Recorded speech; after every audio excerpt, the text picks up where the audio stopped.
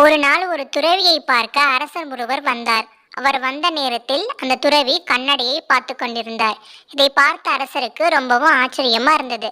என்ன துறவியே, இந்த உலகத்தின் எல்லா ஆசாபாசங்களையும் துறந்தவர் நீங்க இப்படி கண்ணாடியை பார்த்துக்கிட்டு இருக்கீங்களேன்னு கேட்டாரு. அதுக்கு அந்த துறவி சொன்னாரு, அரசே, எனக்கு கஷ்ட காலங்கள் வரும்போது இந்த கண்ணாடியை பார்ப்பேன்.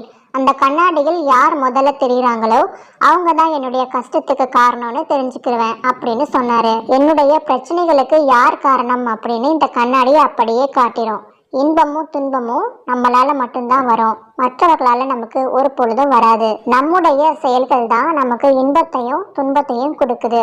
என்னுடைய வாழ்வில் என்னவெல்லாம் நடக்குதோ அதற்கெல்லாம் இந்த கண்ணாடியை பொறுப்பு, அதாவது இந்த கண்ணாடியில் தெரியக்கூடிய நானே பொறுப்பு அப்படின்னு துறவி கூறினாரு.